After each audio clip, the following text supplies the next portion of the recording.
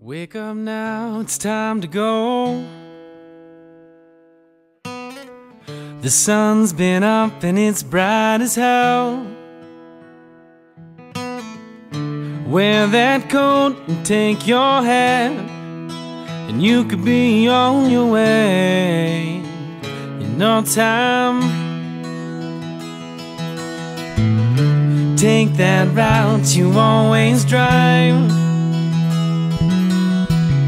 to see the aspens come alive. I saw you dancing round that light that rose from the melody I wrote last night. It sang, oh, oh, oh, oh, oh.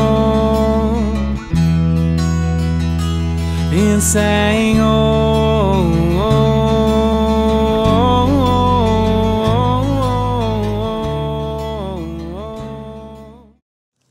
Good morning, my friends. Welcome to the Outdoor Gear Review. My name is Luke. I'll be your host today. You guys will be joining me on a 15-mile hike through western North Carolina. It spans 3 different counties, and this trail is called the Tanawha Trail. Tanawha is Cherokee for fabulous hawk, and this is definitely a fabulous hike. It's packed full of just incredible views and sights. And I tell you what, this is the beginning. This is Beacon Heights. We will be going to Julian Price Park, which is of course 15 miles away. The elevation difference between where we're starting and where we will end at is only 700 feet. But over the course of this trek, we'll be gaining about 3,000 feet in elevation, and we'll be descending about 4,000 feet. So we definitely have our work cut out for us. It's a strenuous hike. Normally when I do this hike, I like to haul ass. I'll get it done in about 4 hours. But with a camera, it's probably going to take longer. I'm going to say we're going to do it in about 6 or 7 hours. Absolutely gorgeous. Right now it's about 50 degrees. It'll be warming up to about 70 today. We are in for a fantastic day. Check out what is behind me here. Isn't that amazing, guys? Welcome to the Blue Ridge Mountains. This is my home. As you can see in the video, here everything's kind of blue and hazy, and that's where the term Blue Ridge comes from. We need to start beating our feet. We've got 15 miles to go. My pack today, I've got a pretty good amount of weight. I'd say there's probably about 25 pounds in here. I got 3 liters of water. I got a ton of food. And of course, I have everything I would need just for emergencies. So I've got shelter, fire, ability to cook, and all that good stuff. But it's gonna be a great day. I'm glad you guys are joining me. Let's get started. For this trail to be possible, I had to, I drove the Ram van, and I parked it at Julian Price Park. And my wife and my son, they drove us here. So basically dropping me off at the beginning, and I'll pick up the van at the end. Tell you what, I've thought about doing this trip, you know, all the way down to Price Park, all the way back. It would be about 30 miles. And I tell you what, it will be a tough trip. I think I'm definitely going to do it eventually. But you would have to start at night. And you would definitely finish in the dark as well. So, pretty technical climb. It would definitely be slow going.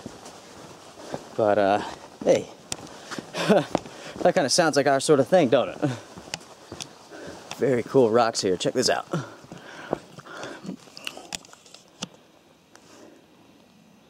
Isn't that neat?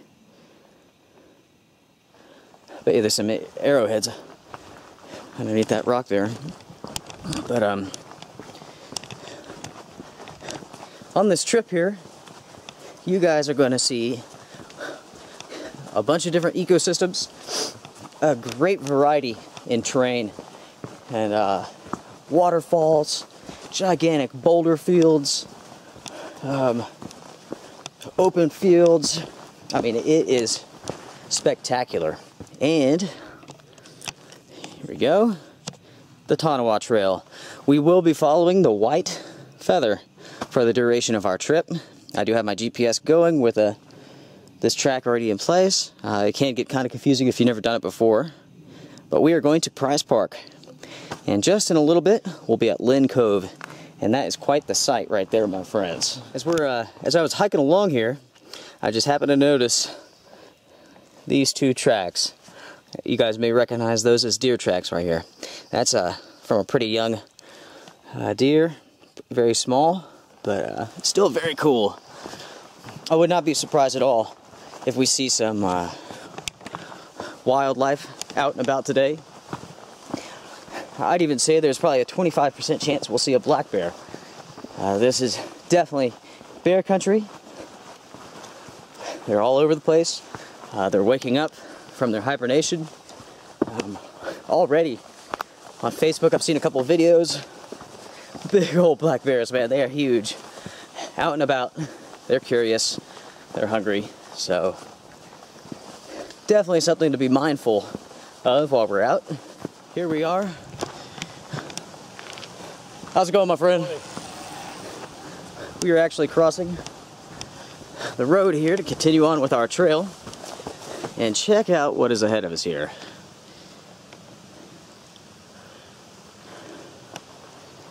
Isn't that sweet? A little bit of boulder hopping here.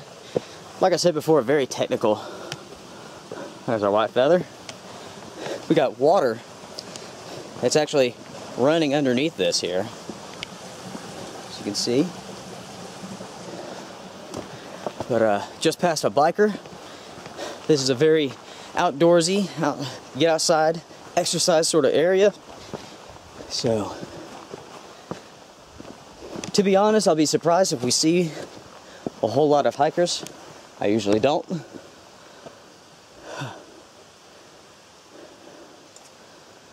Gorgeous. Right above us here is the parkway. There's some of that world-renowned parkway stonework. This is a pretty cool little spot, I think.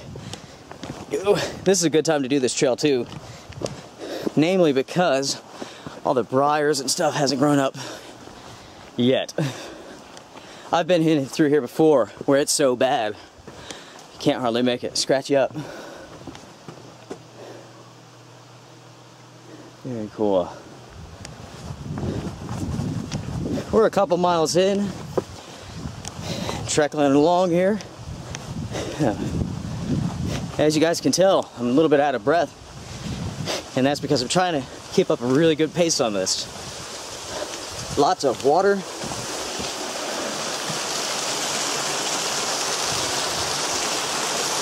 Oh yeah.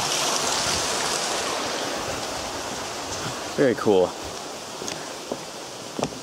But yeah, definitely want to keep up a really good pace. My mission is still to get this done in about 5 to 6 hours. That's what I'd like to get. Most people get it done in about 7. So we'll see how we do. Look at that.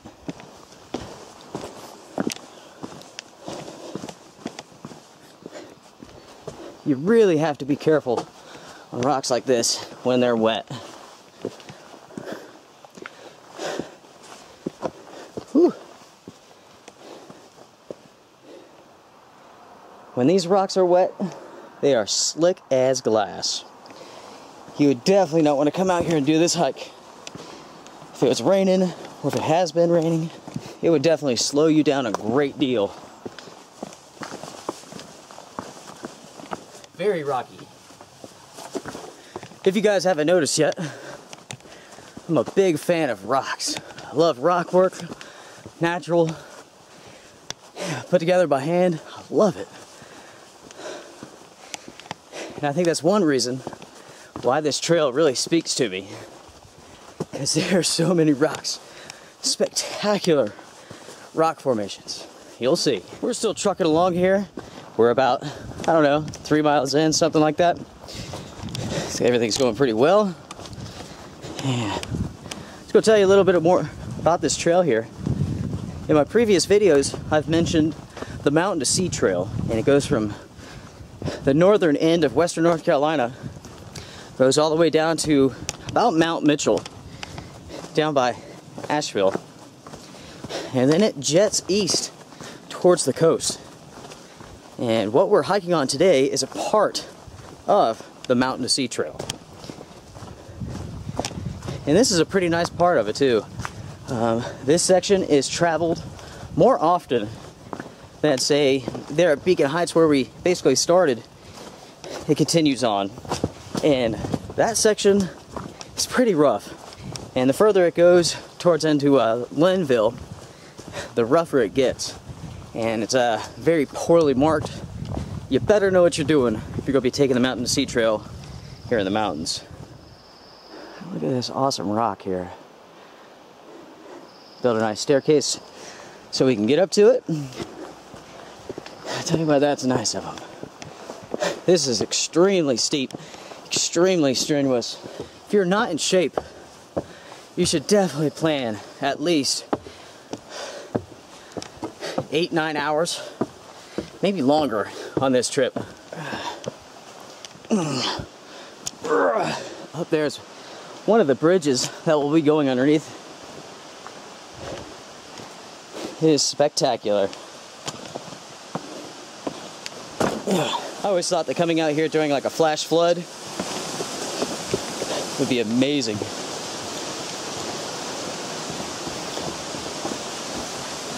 And you'll see why right now.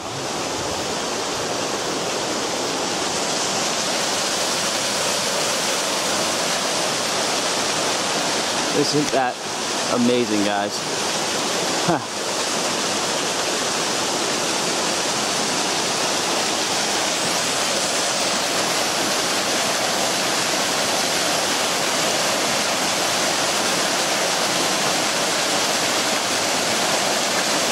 You can imagine with a flash flood what this would look like.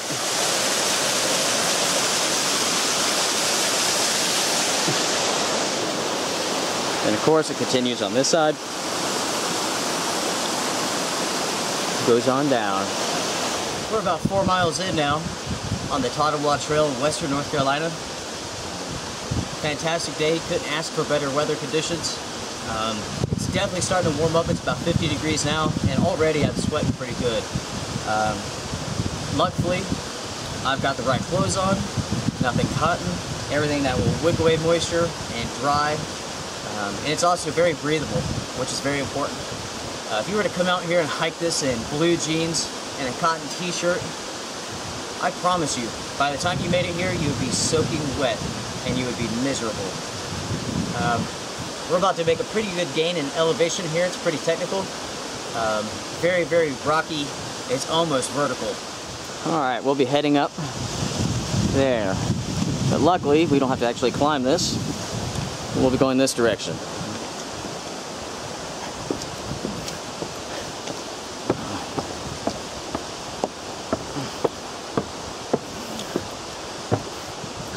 Look at this. This is very, very steep. And you have to be careful if you're wearing a pack not to let that weight pull you backwards, because if you did, you would probably die. I'm not sure if the camera does a good job of showing you just how steep that is. But take my word for it. It's extremely steep. Gotta be very careful with your footing here.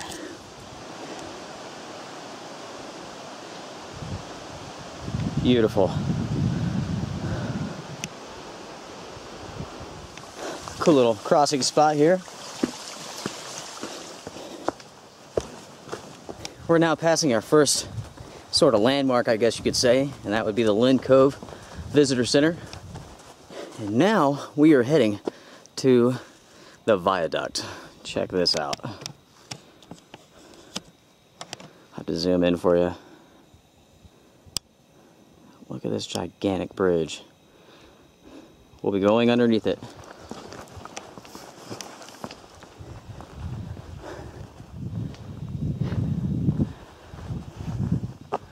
Look at this. It's a monster. When we get up here, my friends, I'll stop, have a snack, and I'll tell you guys more about the Linn Cove Viaduct here. Isn't that awesome? It's pretty interesting how it was built.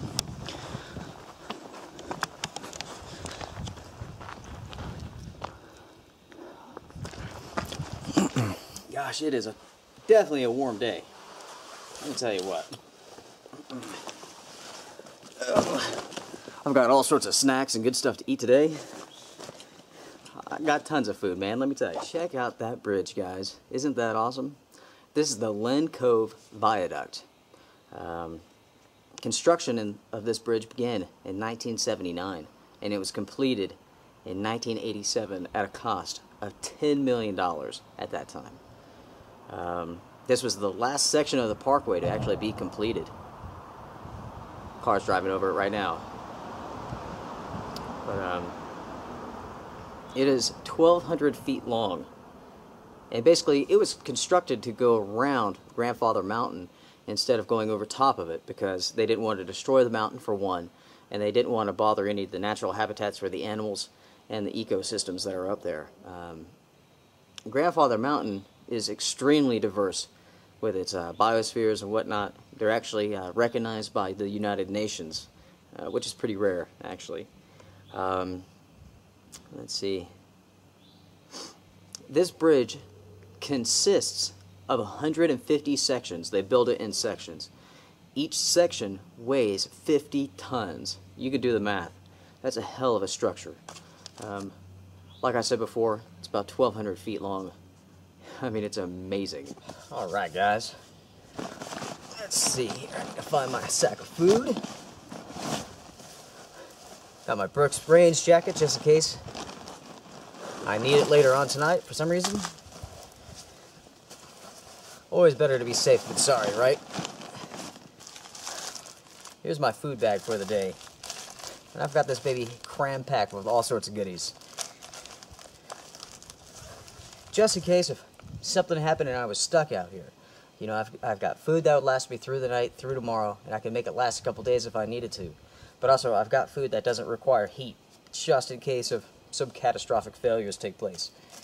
I've got some baked beans, I've got a sandwich, got a sugary pie, and that's my snack right now. I absolutely love these things. I try to eat good about 98% of the time. And so for that 2%, I like to eat cake. But I've got just odds and ends. I got a sandwich, I've got other bars and stuff like that. Let's eat.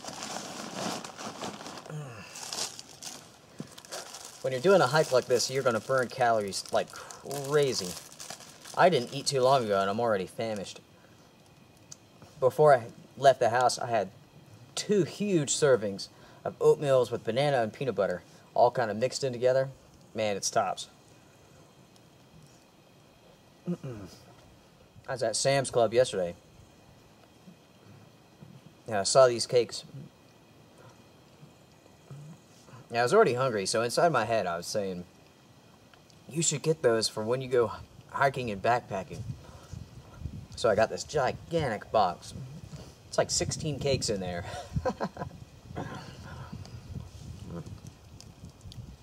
But this sugar energy is going to be awesome.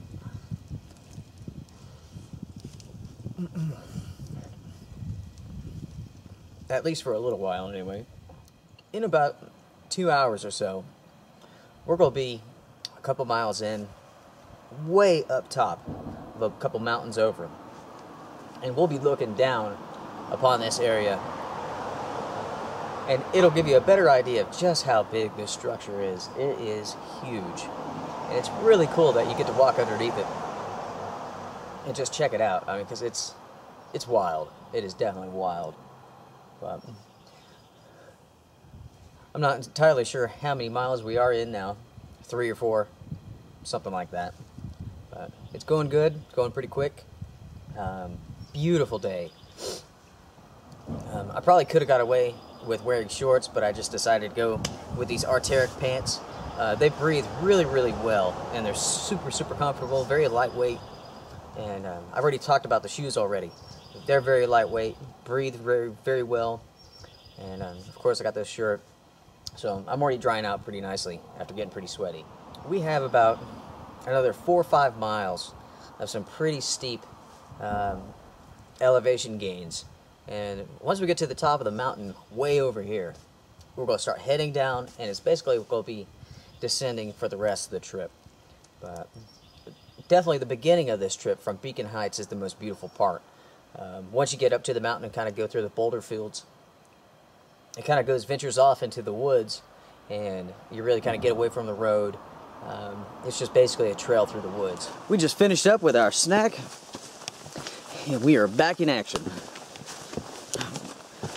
We're kind of going up parallel with the viaduct here. We just had our snack underneath it. And we need to get some miles in. We're going to be following this bridge for a while. And look at all this cool rocks that we'll be working with.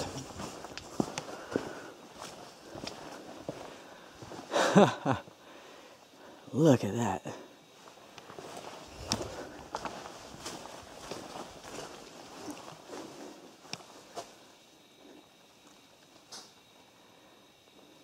Very, very cool.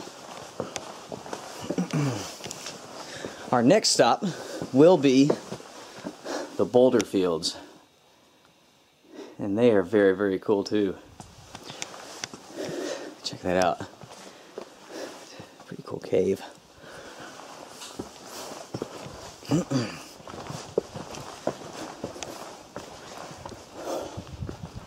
You can climb this rock here, hop on top of this, sit up there and have a good lunch, but for us, we still have some more elevation to gain.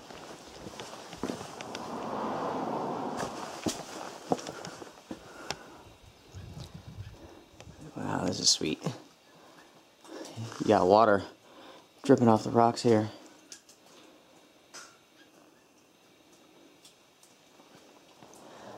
I think these trees right here are really, really cool. To me, it's like two lovers holding hands. Got the two trees. Check that out. And look how the roots kind of overlap, growing on top of this rock. Huh. I don't know. Something about that I like.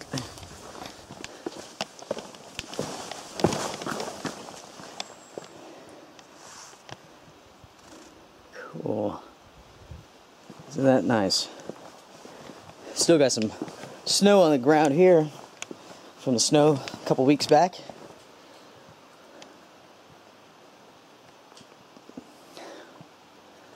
Now that is a gigantic boulder.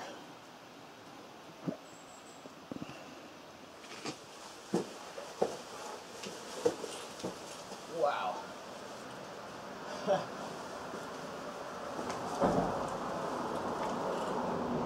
This is pretty awesome, my friends.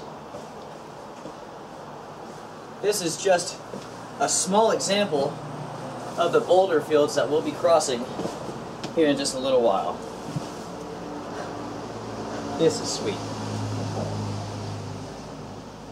These rocks are awesome too. But they're so big, there's almost something kind of creepy about being here. Something pretty cool about these bridges is that they were all handmade, of course, but they were flown in and laid into place by helicopter. They didn't want to have machines out here, and they didn't want to, sorry about that, I had a bee on me. I'm allergic to bees too, but yeah, all these bridges were brought in by helicopter and put into place. They didn't want to disturb the ecosystems, and basically just respect the environment like crazy out here, which I think is really, really cool. We're on our way to the boulder fields now. And you can see how the landscape has changed once again. The trail's different. Rocks, roots, lots of rhododendron.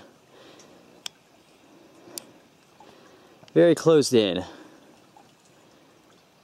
Very beautiful too. Okay guys. If I can get a good spot, I guess this is about as good as any. Take a look here.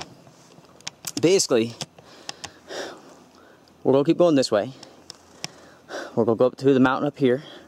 We're gonna skirt around this mountain all the way over. And you see that hump over there kind of behind those trees? That is our next big landmark next to the boulder fields. Actually, after the boulder fields. You can see how rocky that is up there. And it is beautiful up there. You guys are in for a treat because it's gorgeous. This entire trail is covered in obstacles just like this. We are getting very close now to the boulder fields. You guys take a look here. Got a little bit of boulder hopping coming up.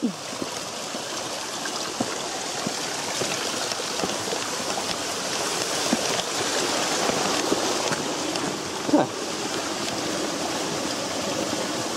Someone's little rock pile, kind of Blair Witchy. I like it.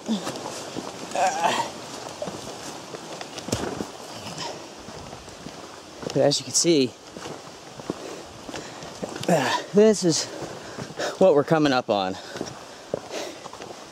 And when I said boulder fields earlier, that's exactly what I meant. How cool is this? This is one of the boulder fields. As you can see, just boulder after boulder after boulder.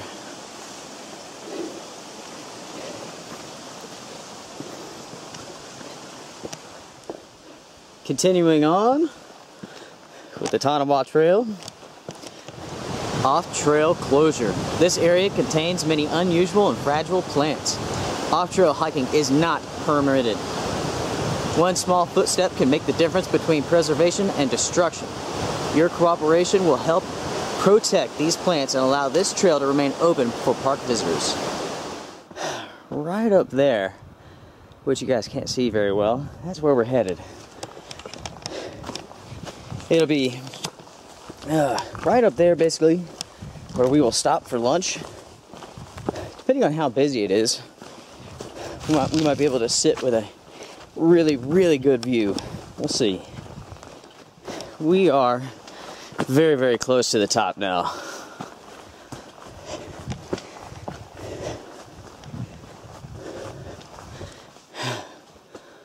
Look at that.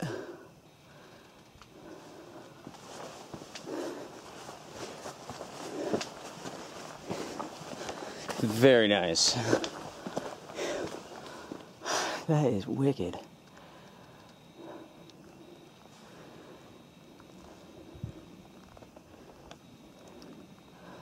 I love how these rocks just look like slabs stuck on each other.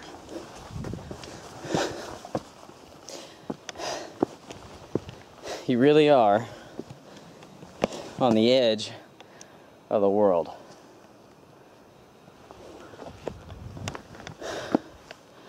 Look at this sight, guys. Isn't that beautiful? You don't see any homes, no power lines, no garbage. Love it. Right over there is the Linn Cove Viaduct. Just like I told you. Look at that thing.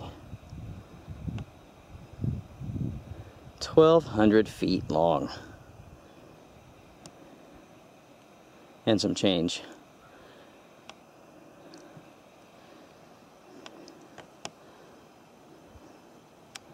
And look at those. Cool, huh? We're gonna go up just a little bit higher and we'll stop and have lunch. I'll show you guys a little bit more of the views here. And yeah, very cool. All right. When we started this hike, I told you that I'll be sharing with you all some really good views. And I promise you, I did not lie. We'll climb on top of this rock here, and I'll show you around. And this is steep, steep, steep, steep. Woo.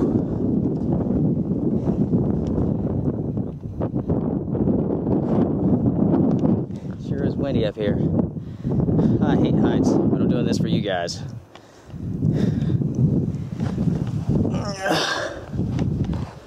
Take a look at this. Whew. Give you guys a panoramic view here. Look at the Blue Ridge Mountains. Viaducts up there. Grandfather Mountain.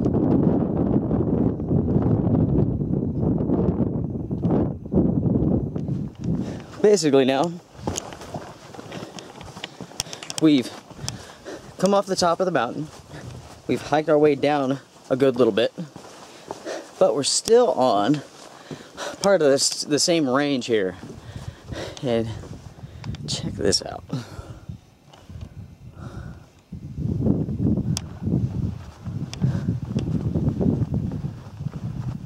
Now, isn't this something?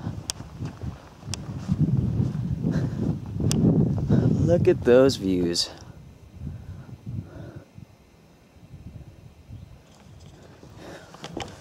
Unless I'm mistaken, this is known as Rough Ridge, and I think it earns its name very well. What do you think? Hey guys, how are you? Yeah, good. So did you come from the other direction? Yeah, doing the Tanawha Trail, the whole thing. Yeah, this is Rough Ridge. Yeah, awesome. So you're videoing it? Yeah, yeah, I'll pop it on YouTube and yeah. You guys enjoy. Nice meeting you. Yeah, it's a pleasure. Yeah. So you remember the name, or do I need to write it down? The Outdoor Gear Review. Yeah. All right, I'm going to put it in my phone right now. Yeah, there you go. Depend on anybody's memory.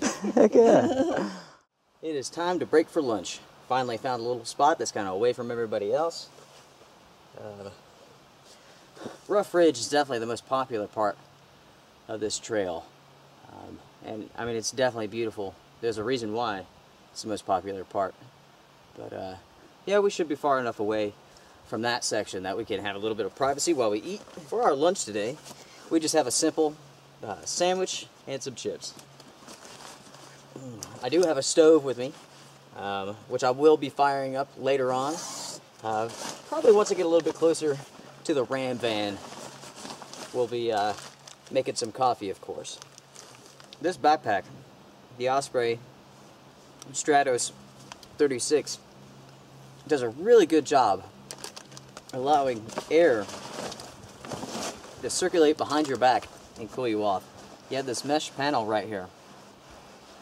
That's pretty rigid too. Does a good job. Lots of airflow.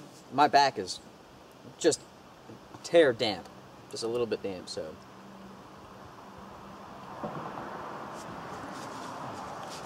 The straps are pretty comfortable too. As you can imagine from those straps, I am soaked. But again, it really goes back to your clothing like we talked about before. You don't want to be wearing cotton. I mean, you would be soaked and you would stay soaked for hours and hours. And you definitely don't want that. So if you're going to get outdoors, make sure that you guys have the proper gear and clothing. You know, I really like this pack. There's one thing that I absolutely hate about it. Check this out. And no matter how you fill this thing up, what you do to it, it will always fall over. Always. You cannot set this pack up. No matter what. And it's just the frame that's inside of this that causes that. And because the frame of the pack goes down so far, down to here, and the actual pack itself sits up by a couple inches.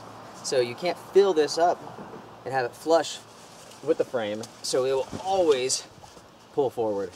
That's the only thing I really dislike about this bag. Other than that, it's extremely comfortable. I mean, it holds a lot. I could definitely make this a 3-day bag if I had to. When I came out here today, it was kind of a toss-up. It was a toss-up between the Osprey bag here and the Eberlestock G1 Little Brother pack. I was this close to bringing it, but really that is just more pack than I really need. And I'll have to use that for like an overnighter trip.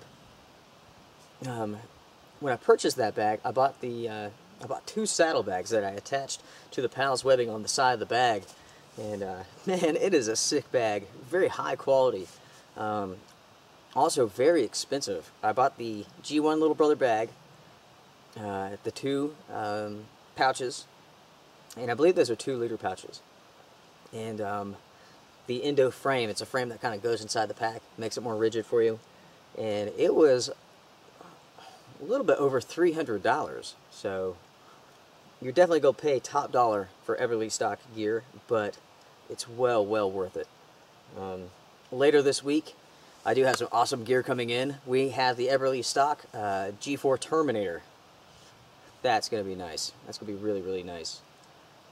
Got a killer deal on that bag. Saved over $120-something. But yeah, I'll definitely make sure to show that to you. Today, we have the FILBE United States Marine Corps pack coming in. It's the rucksack, the 3-day assault pack, more emails, sustainment pouches, the hydration bladder, the bag, everything else you can imagine. I mean, it's a huge setup. Got another fantastic deal on it. Usually you can see those things going for anywhere between $350 to $600. They're super expensive. They're even kind of hard to find, to be honest with you. I've seen a couple sellers on eBay. They're really high. I found one guy who was offering the entire setup for $200, and I don't know. It's like $300. It is right around $300. A little bit shy of that. But I was able to talk him into a deal of $265 for the entire pack. Brand new, everything's still in the package. And I mean, this guy, he must have bought, I don't know, surplus or something, because I mean, he's sold 50 of these bags already. I don't know, plenty. So, and he's got fantastic feedback. I'll post his name into the video so you guys can check it out if you guys are interested in that bag. I kind of have a fancy for military surplus myself. But I'm glad it's not tomorrow, because it'll be about 5 degrees hotter. And towards the end of this week, supposedly we have some severe thunderstorms going to be rolling in. So I'll definitely be out, depending on the time. If they come in during the night, I'll definitely be out chasing those storms.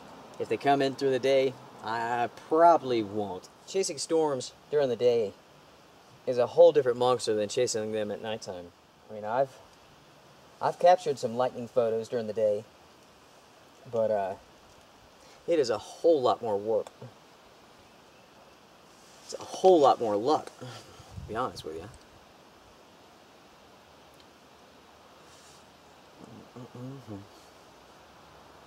Okay, guys, well, I'm going to finish up my lunch here, and we'll be trucking along in no time. I'll turn the camera off and turn it back on once we're getting ready to go. We have just finished up lunch. Pretty dang good, let me tell you. I was just thinking that there's something else I want to show you. A new piece of kit that I have with me today.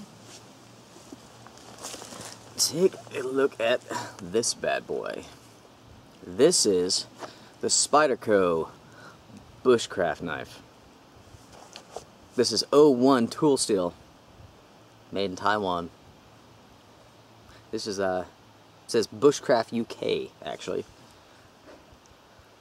Man, that is a very nice knife. Really fits well in the hand. Very comfortable. It's a little slick. I can see if you got sweaty, you'd have to pay a little extra attention. But wicked sharp. Wicked sharp. This is a pretty expensive knife. this runs about $200. But right now, it's in testing. As you guys have seen, I haven't put this on, and there's a pretty good reason for that. If I was hiking around, as an example, on top of the mountain there, on Rough Ridge, and I had this on my hip, it could have made some of those people feel uncomfortable, and that's one reason why I knew that that's a pretty popular area. That's why it's not on my hip right now. And really, I have no use for it, really. If I needed to get out of my bag for whatever reason, I could do so, but for this case, it's not really essential to have it on my side. But definitely good to have a knife with you. I always recommend that you do. Like I said before, many times, you always have to be prepared. Alright guys, we are ready to rock and roll. Left no mess. Just how we found it. It's about 12:30 right now. We definitely have a good ways to go. We still have some more elevation gain before it begins to drop off and kind of veer off into the woods, but every time I've done this trip, I've always enjoyed it. It is absolutely amazing. And I always tend to have some pretty good conversations with people, meet some nice folks, and that's a joy too.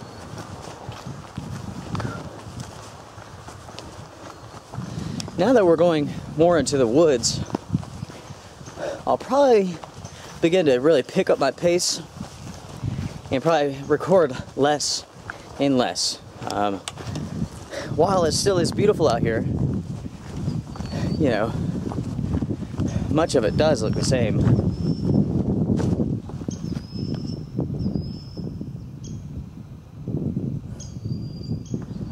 My guess is that we'll get back to the truck, to the Ram van, probably around 4 o'clock. So about 3.5 more hours, something like that. I apologize for all the heavy breathing in this video already, but this is a very strenuous trip. But I'm glad you guys are with me.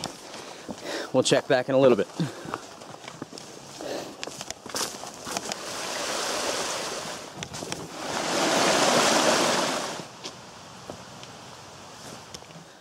I don't want to alarm you guys, but look what I just came across. It's another Blair Witch rock pile. Alright, carry on. This is all part of the Grandfather Mountain area. If you're ever in Western North Carolina, make sure to go check it out. You will not be disappointed. It's a beautiful area. It's Grandfather Mountain, man. How cool is that? The reason they call it Grandfather Mountain is because when you're looking at the mountain from a distance, the profile is of like an old man's face, basically looking up into the sky.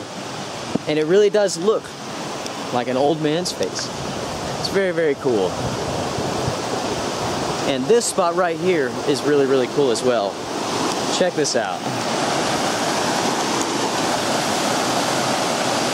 Just another cool body of water. Some really, really cool boulders. Very nice. Alright guys. Oh, it is time to take a load off here. Whew. Time to have some coffee. You know what I'm saying? One thing I do like about this pack is that there's multiple ways to get into it. You can get in from the top, or you can get in from the middle. There's actually 2 zippers here. You can kind of peel this apart and go on in. But for my needs, just going through the top works for this situation. So, you have a drawstring closure on the top here. Got our food bag. And down here somewhere is our stove. Okay. Alright. Alright, this is just the Optimus Crux stove. You guys have seen it a number of times. Works really, really well. It's really simple to use. Nothing to it, just a do it sort of thing. This is our gas mixture. It's 75 butane and 25% propane.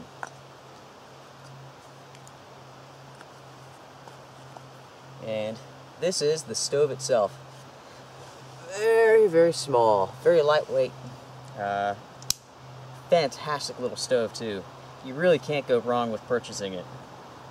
I don't know anybody that's bought this stove and hasn't liked it.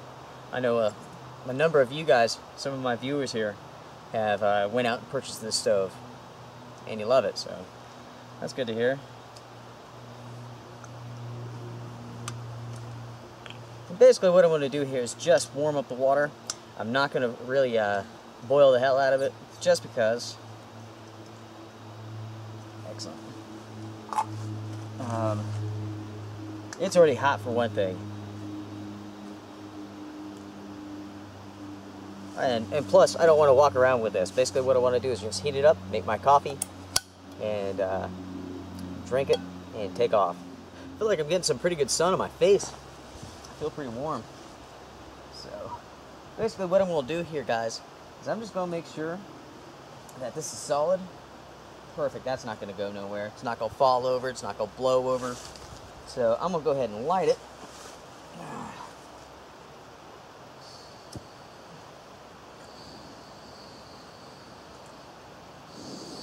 Okay. This stove is a rocket. It boils extremely quickly. It's a very efficient little stove. Take a look here.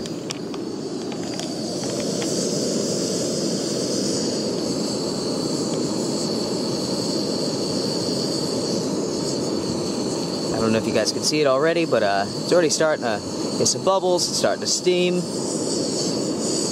Very, very hot. Burns very, very fast.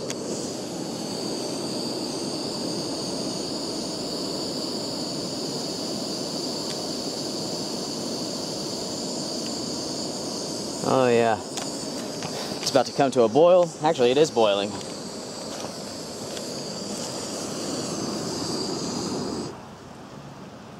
Perfect. That's all I want to do to it right there. That's enough. Yep, not too hot. It's warm, basically just the way I like it. Lukewarm, just like me. Oh yeah. Gosh, that is good, guys. That's exactly what I needed. I was starting to wear down pretty good. I was getting pretty tired. Pretty much the rest of this trip will be into some pretty heavy foliage. Lots of trees, not much to look at. I'm basically just turn off the camera and we'll kind of pack it up. It's time to start really getting some miles in. I'll probably run some.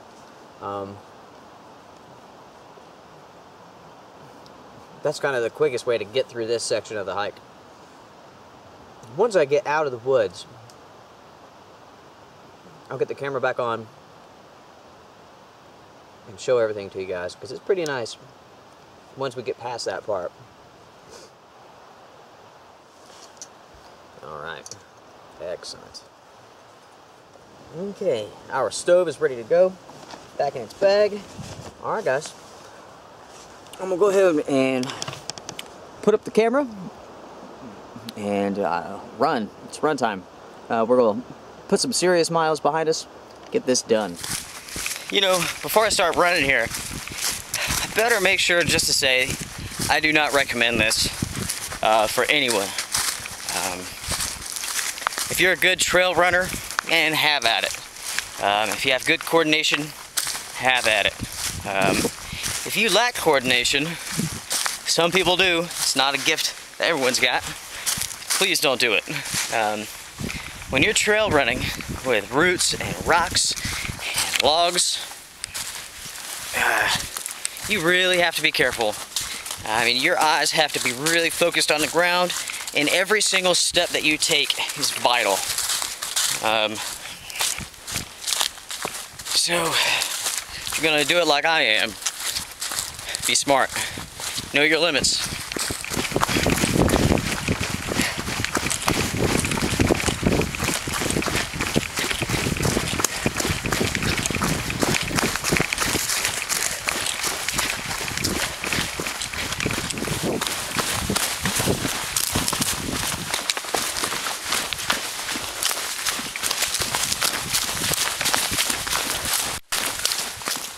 Alright guys, we're definitely making some pretty good progress now. We're about 3.5 miles away from Price Park. We have gone 9.4 miles already out of our 15, so that's pretty good. Look at how beautiful that is, guys. Gorgeous countryside. We're coming up to the road now. We're going to cross over and keep on heading on to Julian Price Park. Okay guys, we have made it down to Price Lake. Woohoo! If I'm not mistaken, that's 13.4 miles. So that's pretty good. We still have to make it to the Price Park, and that's another, I don't know, 2 miles, something like that. Our journey has come to an end. We made it back to the beautiful Ram van. We'll hop inside. And I'll place the camera down, and I'll show you guys what I brought along with me for today's trip. Alright guys, our trip has come to an end. The grand total was 14.2 miles, exactly, on the GPS. That is a good trek. Let me tell you, I'm beat. I'm absolutely beat. I'm just going to show you guys real quick, like, what I've got in this bag here. I know some of you guys like knowing what everybody else carries. I'm like that too, man. Okay, so today, extra camera kit, extra batteries, memory cards, stuff like that. The Spyderco Bushcraft UK knife. That is a gorgeous knife, guys. I really, really like it. Still need to put it through its paces, of course, but this is just a random bag full of goodies, really. I've got Advil cold and sinus. Spring is on its way, just in case my sinuses flare up. Actually, I have my toothbrush, toothpaste in here from a previous trip. I got a headlamp with extra batteries for the GPS. I've got toilet paper, and I've got a first aid kit that I've kind of thrown together. And I have a fire kit right here. I've got some magnesium shavings, I've got a fire cube, a ferro rod, and a lighter in a Ziploc bag. And that's everything I have in those pockets. Inside the main compartment, Brooks Rain's jacket. It was kind of chilly this morning, and just in case I got stuck out here overnight, I've got a food bag right here. I got baked beans in here, I've got oatmeal, I've got some nuts, some protein bars, stuff like that. I am definitely going to be eating these nuts in a minute. I am starving, I can't wait to get home, let me tell you. I've definitely worked up quite the appetite. I have my stove. I have a, this is the Siltarp one, just in case I need shelter tonight. I also have some 550 cord, just in case I needed cordage, stuff like that. And I have an extra pair of socks. And if I'm not mistaken, I believe that's it. That's it, guys. And right there, in this one package, that's, once you take away the water and the food, less than 20 pounds. Add the food and the water, and you're about, I don't know, 25 pounds here. So with that 25-pound bag, I'm able to hike comfortably. My shoulders feel pretty good.